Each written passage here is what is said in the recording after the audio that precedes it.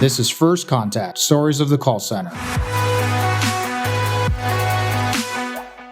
I find it really exciting on this show to really understand people's story.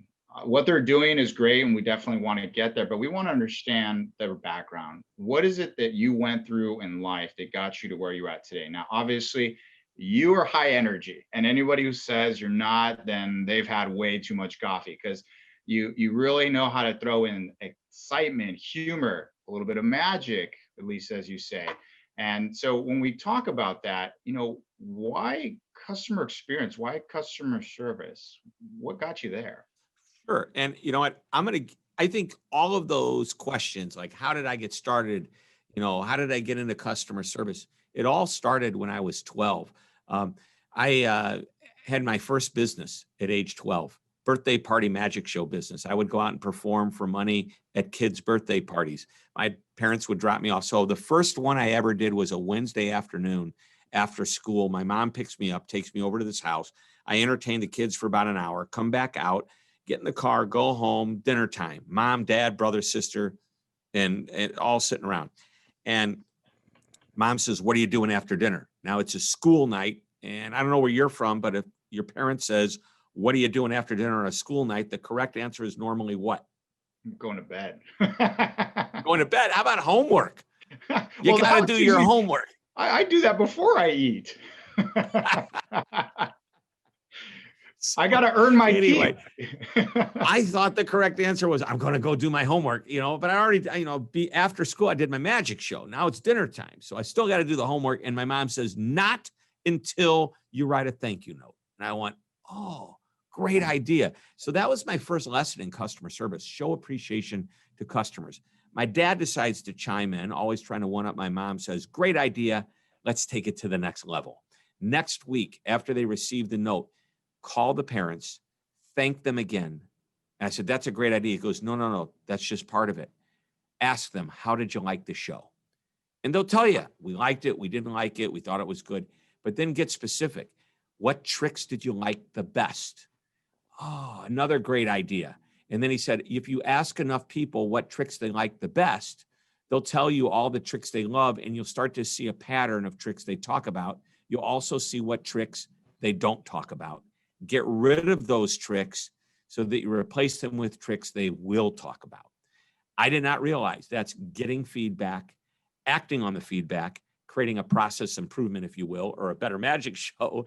And really, those are the tenets of great customer service. I can't think of any of the companies that I do business with that don't want to express appreciation, get feedback from their customers, ideally use that feedback to make a better experience happen. And that's what happens today in the largest companies. And that was what was happening in my 12-year-old magic show business. And I progressed at the age of 14. I worked in my first nightclub at age 16. I was doing comedy and magic at the Playboy Clubs, which is an unbelievable job for a 16-year-old young man. I remember one of the tricks I did when I was 12 or 13. I met this other magician. He was going to college. And he said, Shep, if you want, will you watch my rabbit for me? Because he pulled a rabbit out of the hat at the end of the show. I said, sure. And I always remember the bunny that I was hanging out with when I was 12 and the bunnies I was hanging out with when I was 16 and 17. Totally different experience. Yeah. Well, how the rabbits have changed. Yes, how they have. And then, of course, went to college, continued to work in nightclubs and hotels. Now, I also had regular jobs. I worked on a towboat one summer. That was manual, physical labor. That was very hard. I worked in retail. I did my magic. Even though I was in restaurants and nightclubs doing my magic, I always felt my goal is to make sure the guest is having an amazing experience, not just with my show. If I could spot a guest was being neglected by a server or a busser who wasn't cleaning the table, I would actually go over and pick up dirty dishes off the table just to support my team and to make sure that guest had a better experience. Those are the kinds of things I was thinking about. Maybe it's because the way my parents raised me. I don't know, but that led to where I am today. Got out of college, didn't know what I was going to do, and decided after seeing a couple of motivational speakers, well, I can do that. And I realized what I love to talk about, or what I didn't realize I loved to talk about at the time, but what I loved about business more than anything was just taking care of customers. And so I went to the bookstore and I bought every customer service book that was on the book rack. And so there were like 5 of them. And that's where it all started. I was going to say there probably wasn't a ton of them, but I mean, that's amazing to see at such a young age have such wisdom and insight into the mind of people, right? And to be able to see that come through.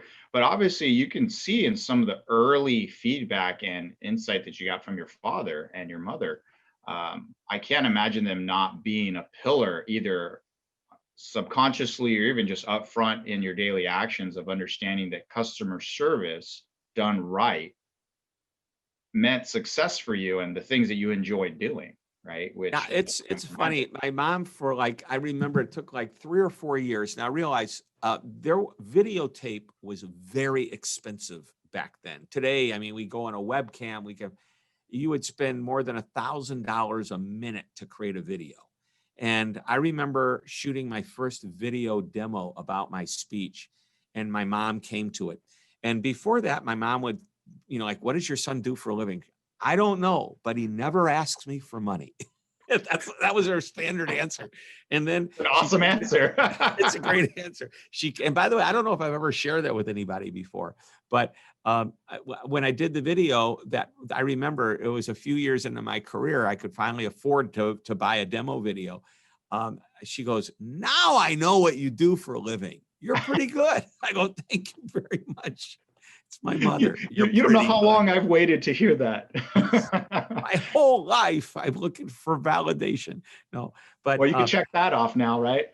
Yeah. So it was funny is because my mom was very conflicted with, she knew I did the magic, and she was worried that what's he going to do with his life? He's doing these magic shows. Well, hey, I'm in not grade school, high school, 14, 15 years old. I'm making as much money as my teachers are making. It wasn't about money though. She insisted that I have real summer jobs. So I worked at a gas station. I worked at a convenience store. I worked in an office building doing like accounting and there, like an intern kind of a job. I did maintenance. I that summer on the towboat was 30 days of pure, I'll say it, pure hell. 30 days where you did 6 hours on, 6 hours off, 6 on, 6 off for 30 straight days, 12-hour shifts, broken up, and you got to eat really good food. But I remember the port captain, when he got on, he goes, "You're young." Yeah. He goes, "Don't talk to anybody but the captain and the cook. Don't talk to anybody." And it turned out I was the only one without a prison record other than the captain. But there's nothing wrong with that. It's like the guy was trying to protect me. One of the guys had actually been, I don't know, manslaughter, murder. I don't know what it was, but I never talked to anybody for 30 days other than the captain and the cook. It's just totally off the subject, but on the very last day, it was locust season, every 7 years. Oh, wow. Yeah. Right. So the very last day, the guys who I didn't talk to the entire time, I just kept my head down and did my job.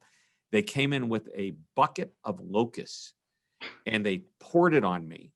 Of course. But it was out of, I was the nerdy kid that wouldn't talk to anybody, but they liked me in spite of that. And that was their way of showing me love and affection. Oh, well, nothing like a good hazing, right? No, exactly. Well, there you go. That's my story. Well, I'll tell you right now that end piece had to have built some character, because the idea of being a good listener had to have come in handy. So I'm sure you heard some crazy stuff. Don't amazing talk, stories. just listen. Exactly. So.